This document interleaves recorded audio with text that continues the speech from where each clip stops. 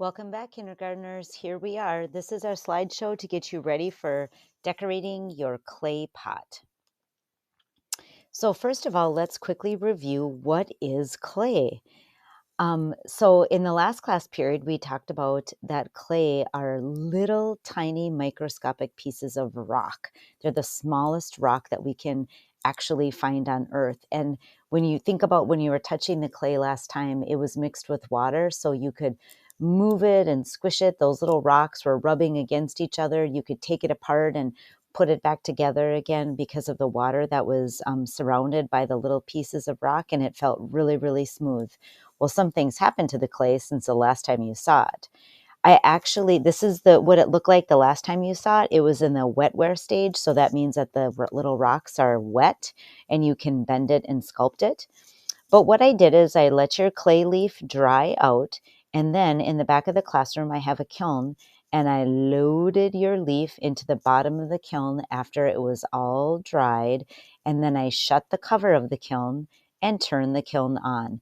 The kiln is like an oven at your house, like the kind of oven that you would cook a pizza in or cookies in, except for your oven at home doesn't get nearly as hot as my kiln does.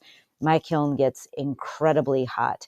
So when I fire the kiln, I fire at 2000 degrees. This is what firing looks like. It's not like cooking cookies or cooking pizza. If you put pizza into my kiln, it would just burn up and turn to ash. So that wouldn't be a good tasting pizza. So my kiln gets so hot, and what it actually does is it melts those little teeny tiny clay rocks together so that they can never come apart again. So when your clay gets wet, it won't ever change anymore. It will always stay just the way that you left it. So your leaf, when it was dried in my classroom before I put it in the kiln, if I were to get your leaf wet, it would turn back to mushy, squishy clay. But after you fire it, it stays like that forever. And we call it firing because that's how people used to bake clay before electricity was invented. And so now people still will sometimes fire clay in or fire, but we often use electricity or gas. And Mrs. Samla uses an electric kiln in the back of the classroom. And this is what it looks like. I don't ever fire while you're in class. So my kiln usually is never hot, but we always are safe by the kiln for just in case. It's just a really, really good habit, but it's called firing and it's called a kiln. We're not baking in an oven, but it's pretty magical what happens in there and how hot it gets. So now your clay leaf looks like this. It's very different. It's hardened, and if it gets wet, it won't turn to mushy clay anymore because of the firing process. And so now it's ready for decoration. If for some reason you don't get the opportunity to decorate your leaf in class, you can always use watercolor paint or tempera paint, and then you can, it'll stay decorated. Just make sure you don't get it wet. So that's paint. You can decorate them with beautiful colors that way at home.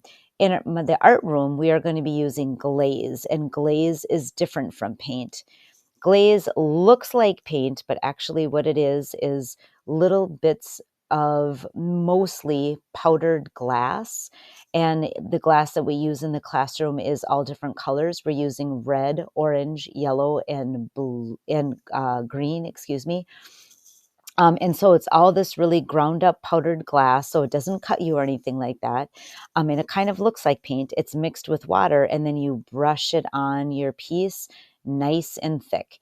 And then what will happen is once it's all glazed with that powdery glaze, all these different colors, I put it back into the kiln, and then the glass melts together and it sticks on the clay forever.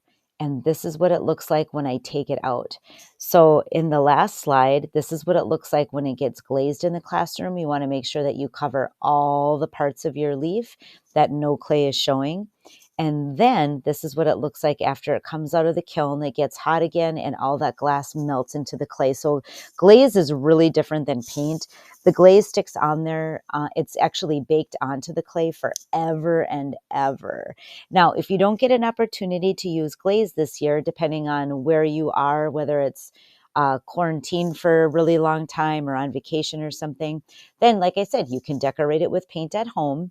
And another year you'll use glaze because Mrs. Samla uses glaze many times. This is what it can look like when I open up my kiln. It's kind of like a fun surprise to my eyes, and you can see how this class of kindergartners decorated their clay leaves with all the different colors, but they use different patterns. I love that. They're so beautiful.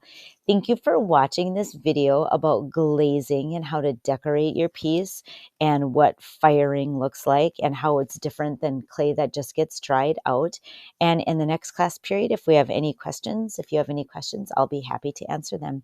Thanks for watching, friends. Bye.